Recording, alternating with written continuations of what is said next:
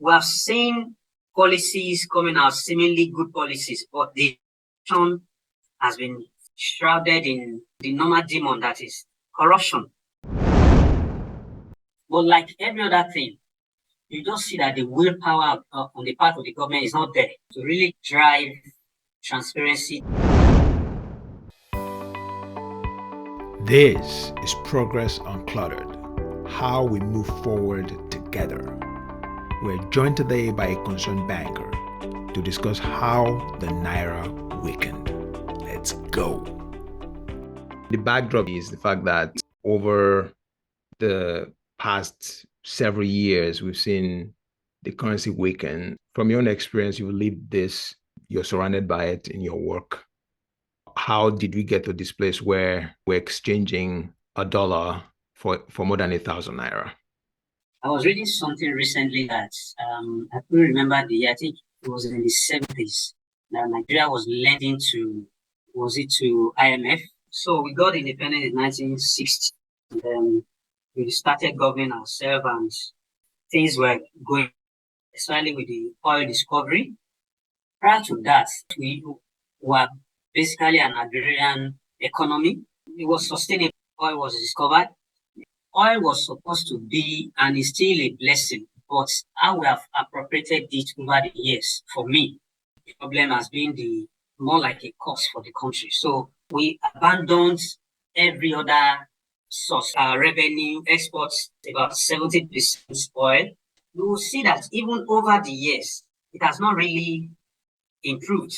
We are still basically still 70 all over the same period. There has been several policy. We have mounted it that, okay, we want to diversify from oil. So I've not seen the willpower.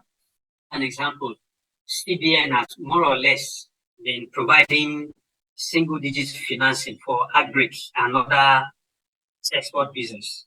Why are they doing that? They actually wanted to diversify our economy.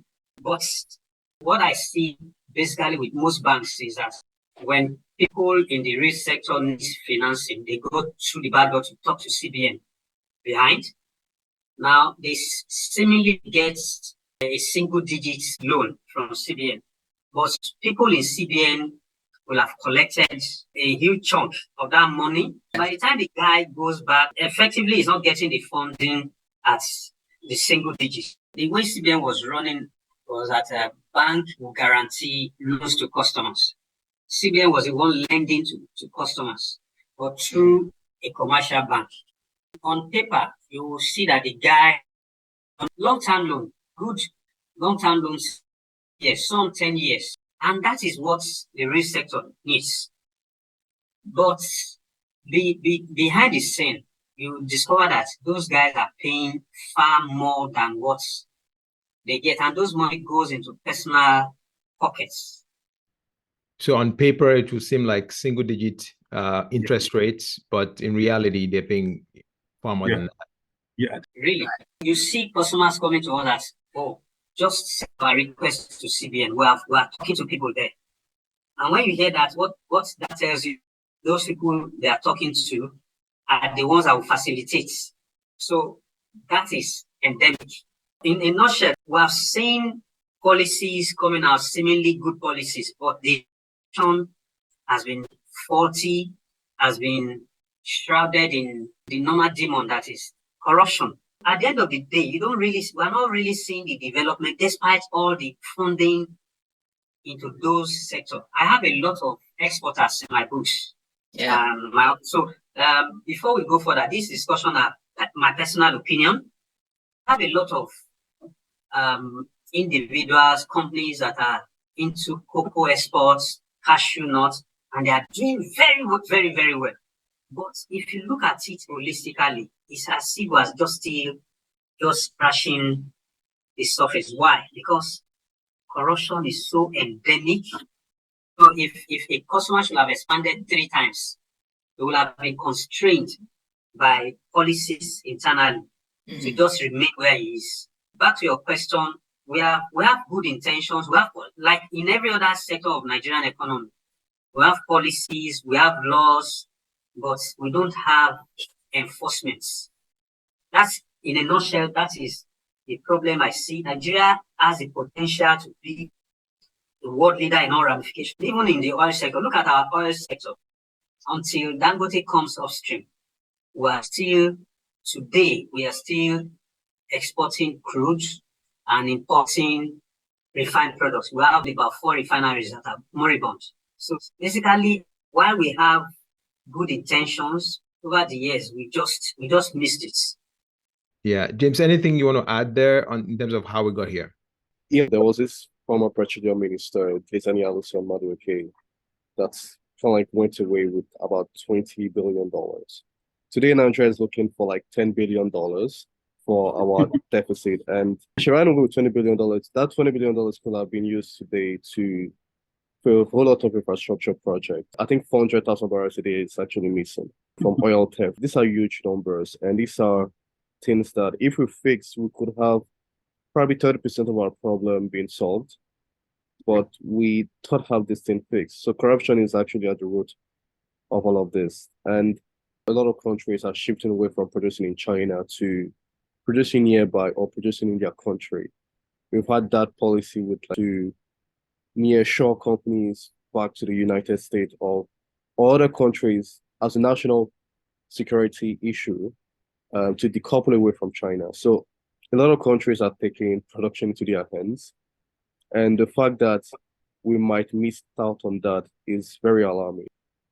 If we just think about the implications before we think about going to solutions and what's been done, what this is doing to the local economy when the currency is this weak?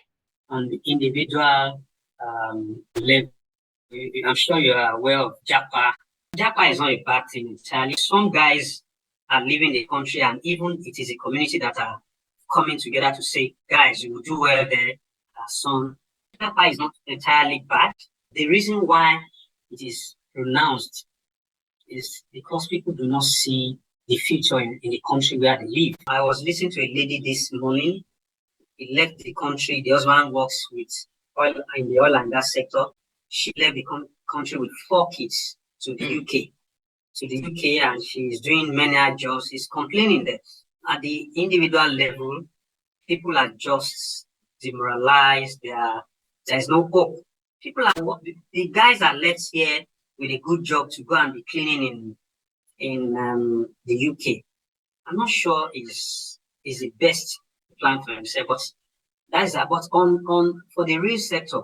In fact, in the last May to date, in my books, I've seen a lot of businesses that are continuously being unable to meet their obligations. Why? Power is an issue. Now it is even the power sector is really moribund. In fact, it's a backup. The main power is the diesel, powering your business with diesel. Now, if you have to be buying diesel at 1,000, almost 1,000 per liter to run a business, you can't pass the cost. So as I am seeing businesses folding up, even if you look at the 6 months financials of reputable companies, the likes of Nigerian breweries made huge losses that they cannot get out of it for the remaining half of this year. Guinness, the same thing. 6 months result that I saw shows that it's only banks that are doing well. From what I've seen, the 6 months half-year result for most companies in the real sector. So, and it boils down to the fact that we are heavily dependent on power to run our manufacturing entities here. We're heavily dependent on it. And if we're heavily dependent, then the dollar is what controls our economy.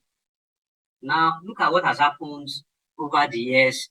So, Emefiele started about 4 years ago, if not more, in order to meet the forex demands by selling forward.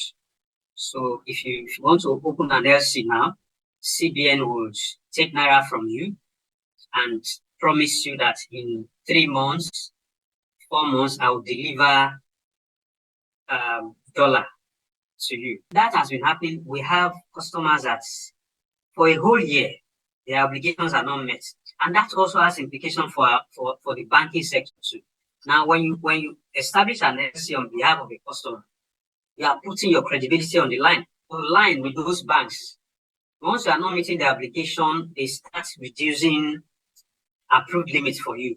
So I know currently that most companies are folding or rationalizing because power is a major issue that they have been grappling with all over the years. Now it has reached the peak. Renewable energy has not really worked because it's heavily capital intensive too. And there is so much renewable energy due to power industries. So back to your question, that sector, whatever progress we have made in the last 10, 20 years, happenings in the last 6 months, I'm afraid to just put those things in serious jeopardy. If you now come to SMEs are just dying naturally.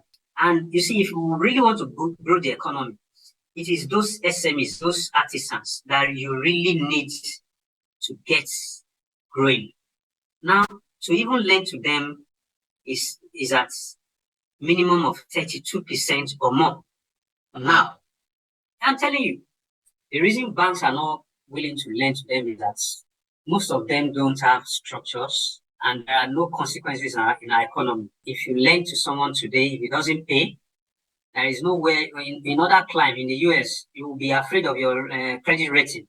Now, you can lend to Mr. A today, and today he just changes his name, and then, in Nigeria, he just moves on. But like every other thing, you just see that the willpower on the part of the government is not there to really drive transparency. If you check NPLs of banks, you see it's high. We shouldn't be. I'm happy the electioneering issue has been rested. But then I'm not seeing the people in government as being really sincere with whatever they are bringing to the table as policy.